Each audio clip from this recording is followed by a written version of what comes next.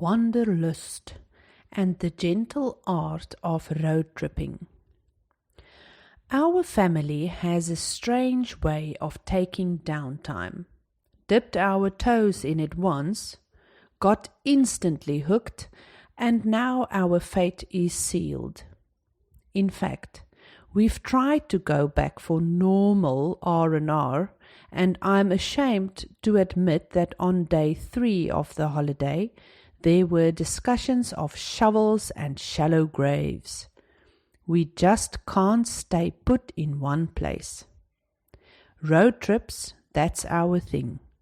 Sleeping in a different town every night, and only on very rare occasions we will spend more than one night in the same place.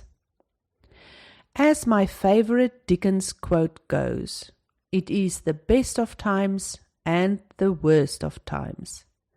Hours trapped in small, confined spaces on never-ending roads could be the breeding ground for some pretty hairy stuff. But those moments pass, and by the end of your trip, you never remember any. What you do remember are the face aches from laughter, tummy cramps from bad food, especially this one time in Pofadder, but that is a story for another day, and the most precious bonding time. These memories and stories now define us as a family, and the long hours spent on the road become golden threads that keep us together. Here's our road trip formula. Have a vague idea of where you are going, but don't know how you are going to get there.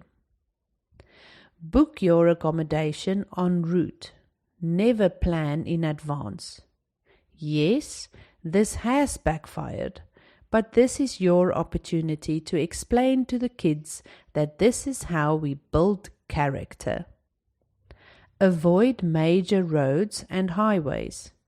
Yes, this too has backfired, but this is your opportunity to not tell your partner, "I told you so." They know. Budget. We set a daily budget and each family member gets the opportunity to manage it for a day. Tricky business for a family of 5. And playlists.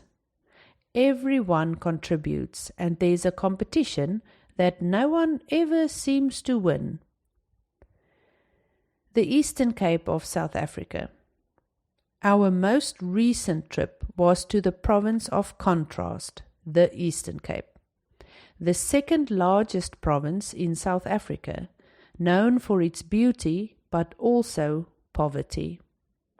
A province suffering severe drought, and yet for our entire road trip we were blessed with 7 different types of mist, frequent light drizzle, and no water. Contrasts. Towns we've explored: Windburg, Excelsior, Hobhouse, Wepener, Aliwal North, Lady Grey, Berkeley East, Kala, Lady Frere, Cathcart, Genobi, Beacon Bay, Kids Beach, Port Alfred, Kenton-on-Sea, Bathurst, Grahamstown, Fort Beaufort, Hogsback, Alice, Whittlesea, Jamestown, and Queenstown. Some highlights. Elliot is a really small town with really big mountains. It also boasts really small and really big twin churches. Strangest thing, all the vertical roads are tarred, but the horizontal roads not. My son misheard and thought the town was called Idiot. Now, whenever you do something silly in our house, you are an Elliot. Genobi, one of the never book in advance misfires.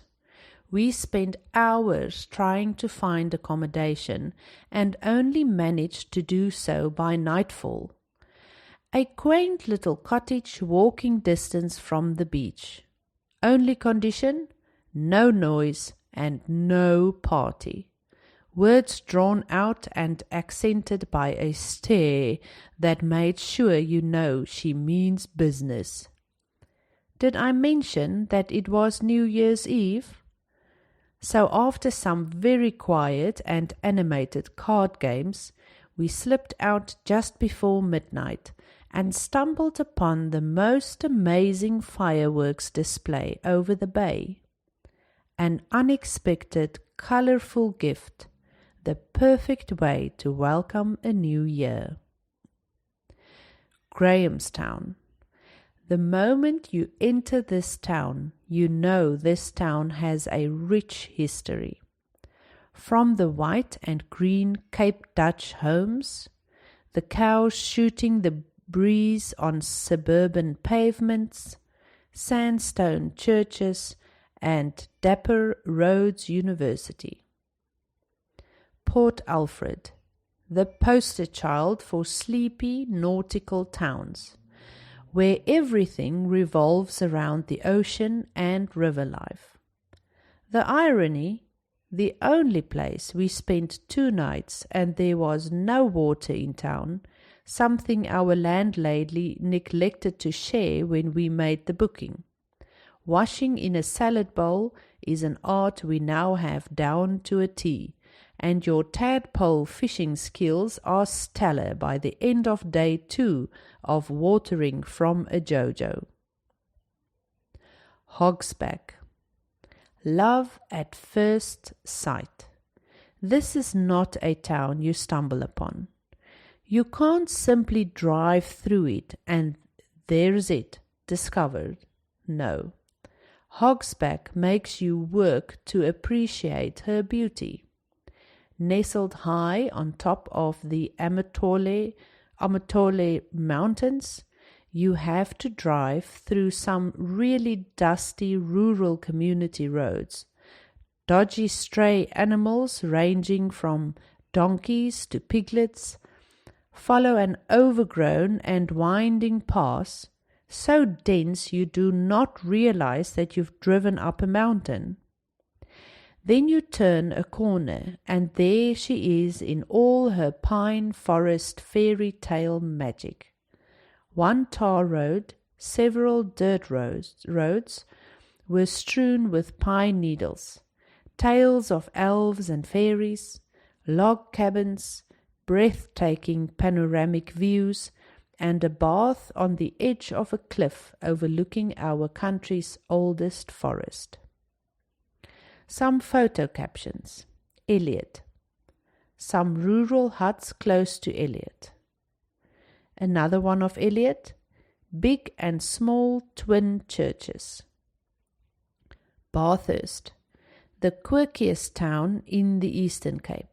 Any town with the largest pineapple in the world has serious street cred for here we don't take ourselves too seriously.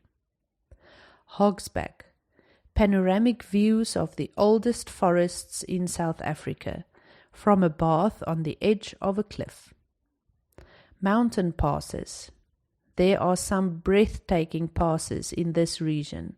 Some included Bottleneck, Kala, and Barkley Pass. Port Alfred.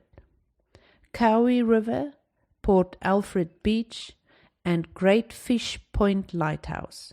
Be prepared to travel several kilometers on a dirt road to visit this beauty. Alice, a railway station, now derelict and disused, but one of our favorite photos of this trip. This town also hosts Fort Hare University, the alma mater of former President Nelson Mandela. Sadly, it was closed, and we could not visit or take photos. Some tips. Budget. If you are traveling on a budget, try this old school trick. Budget for every day. Place each day's money in separate labeled envelopes. Never dip into the next day's envelope. If you have money left at the end of the day, carry it over to the next and even the last day of your trip, and spoil yourself with a splurgy lunch or excursion. Rookie mistakes. Day 2 of the road trip is often the hardest. The excitement of day 1 is gone and you have not quite worn in your road trip shoes. People tend to get a bit scratchy. Hang in there. It is about to be fun. By day 3, you are a road trip pro and no unexpected challenge can faze you. When you see a petrol station, fill up. Us city folk are spoiled with a petrol station around every corner. Not the case everywhere else.